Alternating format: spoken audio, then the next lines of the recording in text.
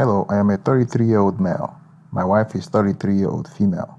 Almost a month ago, my wife admitted to having a drunken one-night stand with two random men we met while on a heavy night of drinking during our extended stay in Europe.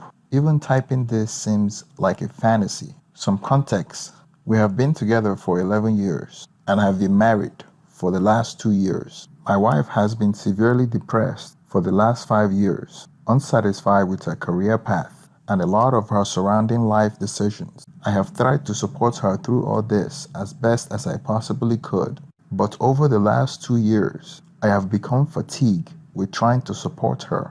During this period, she has heavily relied on alcohol to escape her problems. I think we were definitely in a bit of a rut with our relationship during this time. We sought out couples counseling who encourage us to chase our dream life together, to reignite our zest for life in our relationship. My partner always had dreams of moving overseas for a period, so after some convincing, I decided to support her on this and take a year off from my career to do a working holiday with her overseas. I knew financially this was a bad idea, but she has backed my career in the past and moved to other parts of my country to support my work endeavors. So I went along with it willingly to support her. To cut it short, 4 months into this venture, her depression only deepened. We went out for dinner one night and met up with some tourists from the States. I ended up getting extremely drunk with them. They were 3 guys and 1 girl. They bought us a few drinks and were very friendly. At the end of the night, they invited us to an after party at their Airbnb. I remember being at their Airbnb and we started eating pizza and playing a board game. Somehow the board game became a truth and dare. I remember going to the bathroom, and when I came out, I saw my girlfriend making out with one of the men. I wanted to flip out in anger and pounce on the guy, but everyone calmed me down, saying that it was just a game. My wife said it was a game. It was all fun and games to them, but not for me. I just saw the woman I love getting tongued down by a guy we met a few hours ago. I told her that it was time to leave, and we went home immediately. I got an Uber, and it was an awkward drive home, and she apologized and told me that it was just a game, and the alcohol made her do it. When we got home that night, I immediately passed out. I woke up around 4 a.m. and found out that my wife wasn't sleeping next to me. I thought she was in the bathroom, so I went to the bathroom to search for her, but she wasn't in there. I thought she was in the kitchen, so I didn't bother looking. I went back to bed to go to sleep, but before I did, I went to check my phone. But my phone wasn't where I left it. That was when I fully awake to find out what was going on. My phone is missing, and my wife is missing. Maybe she was checking my phone in the kitchen, I thought. I went looking for my wife in the kitchen, and she wasn't there. I went to the backyard, and she wasn't there either. I started to panic. I thought maybe I was dreaming. My mind was all over the place. What happened to her? I even looked under the bed. I couldn't call anyone because my phone was missing. I went to the closet to see if anything is missing, but nothing. I went outside to look around, to get my neighbors involved, but it was too early in the morning. I waited at the front of our apartment till about 6 a.m. I was knocking on my neighbor's door when my wife pulled up in an Uber. My neighbor came out and I apologized to him. I went to my wife and asked her where she was coming from and that I've been worried sick and waiting up for hours. She told me that she forgot her phone at the Airbnb and used my phone to get an Uber. She said she didn't want to wake me up because I was deeply asleep, so she decided to go alone. I asked her why she took too long, as the place is only about 15 minutes away. Her first lie was that she got tired and fell asleep there. When she knew I wasn't buying it, she changed her story to one of the guys hid her phone and asked her to stay till morning, otherwise he wouldn't give it to her. When I told her that I would go back there and kick his arse, she changed her story to she wanted to stay because she was tired and she wasn't forced to stay. I told her that I know she was lying and I wanted her to come clean on what happened. Otherwise, I would go back to the Airbnb and confront them myself. She then revealed to me that she made out with him repeatedly that night, and he may have touched her downstairs, but she can't remember. At this point, I knew something had happened, and she's going to continue trick-or-treating me, and I wouldn't be able to find out the complete story. I decided the following day that I need to get to the bottom of the story, and if it takes going to confront them at their Airbnb, if they haven't left already, I will do it. She tried to stop me, but I took an Uber back to the Airbnb to find out what went on. When I arrived, I looked for a wooden branch from a tree that I found around the corner to protect myself. Then I knocked on the door. The door was answered by one of the guys, but not the one that made out with her. He tried to force the door shut after he opened it, but I was quick enough to push the door back and forced it open and threatened him with the stick. I demanded answers. Even though my wife didn't admit to excess, I presumed that she had excess and demanded why his friend forced his way on my wife. He became defensive, telling me that my wife forgot her phone and told them that I allowed her to come back to get it alone. From what he admitted, my wife not only had excess with the guy she made out with, but she also had excess with both men at the same time. She told me he insisted that they didn't force her.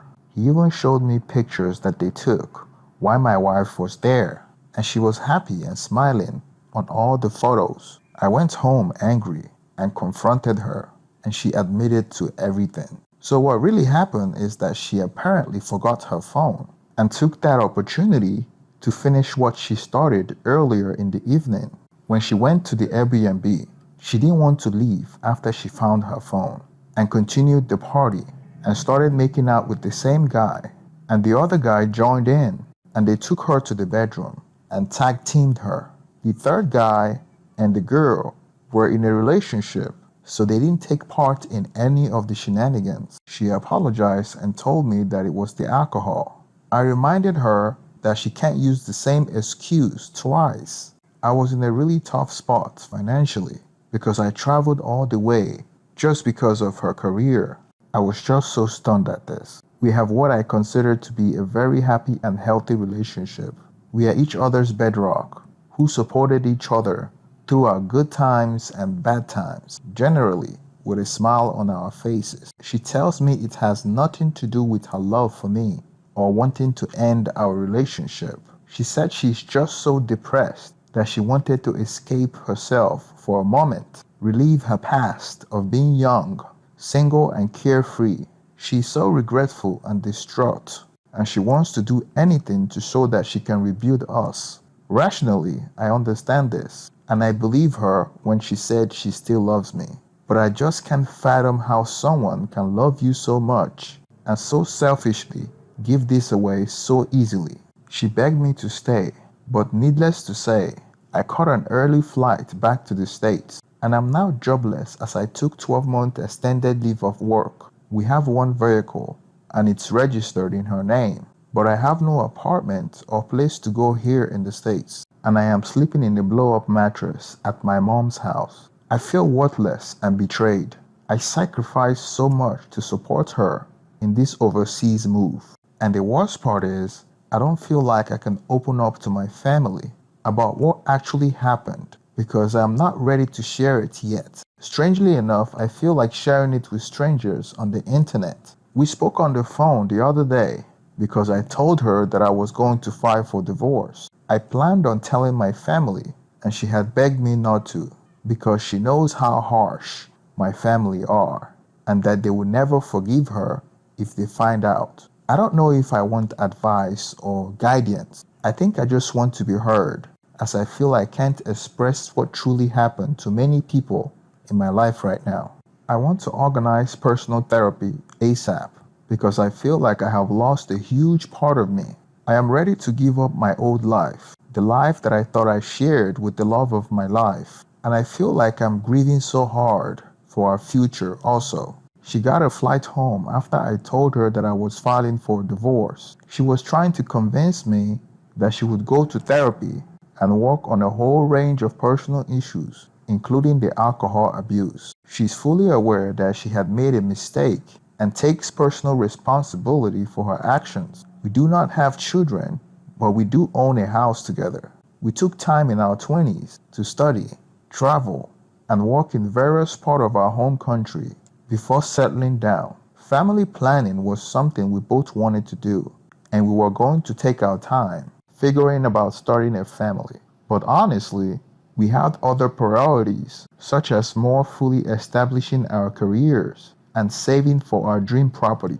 I think we can all agree that each people do things differently, and some people prioritize marriage, a house, and kids, etc., more than others. I was already mad about the kiss. Then she made a conscious effort to go back and escalate everything by effing not only one, but two guys. That's the part that kills me the most. Even if she was wasted, she made a conscious choice to go back. There is no coming back from this. No amount of therapy can fix this. I keep reliving that in my head, and it's effing me up. In regard to STD testing, I haven't engaged with her sexually in a way since that night. Even revealing just the initial kiss was enough to not make me want to go there.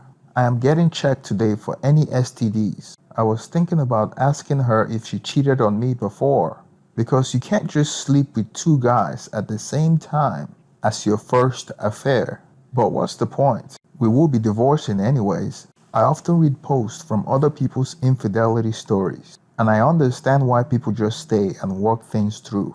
I do not think it's a black and white as she cheated, forget her forever. I think every person's story should be taken by case-to-case basis. But I know that I can't trust her ever again, and the image of her sleeping with two men would be hard to erase from memory, even though I wasn't there when it happened. I saw pictures of her with two men together. I will need some alone time to reassess my entire life, because it would be hard to get over life without her. We have been together for a very long time. She had tried to meet up with me, but I am committed to ending it. What have been everyone's experience with divulging the cheating to friends and loved ones? I feel so sick lying to people about the details of what actually happened, but I feel like telling everyone I'm close with is shameful to me, not just her. It just annoys me that I have to tell a watered-down story of why I decided to have a break and why we decided to come home early from this massive overseas venture. Thanks everyone. I appreciate all the wisdom. I haven't been on here lately. Even the thought of reading this stuff just brings up memories of the incident, which is too hard to bear right now. I have been in for therapy and I have been able to confide all the details of what happened to an emotional intelligent friend of mine, which was such a relief. Every day just sucks though. Nothing works as distraction. I cannot sleep at all. I find myself just passing out from sheer exhaustion rather than actually falling asleep. But in my hometown at my mom's house sucks. Makes me feel like I'm a teenager again.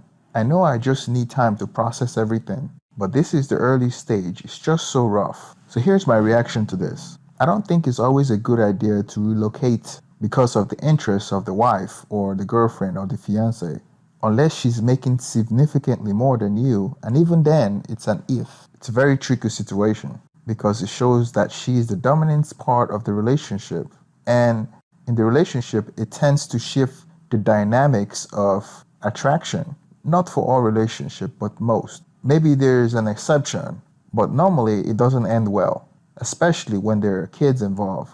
I'm sure you guys have heard about a lot of stories on this channel where you have a stay-at-home dad and the mom is working and she built up resentment because of it, and then she started having an affair, physical or emotional, with a coworker.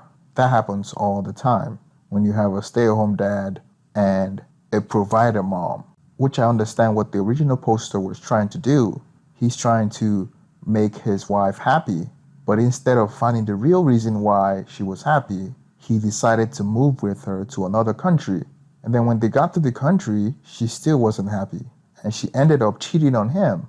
Well, good thing that he decided to get a divorce. It's not always easy, especially having spending that much time with someone in a relationship.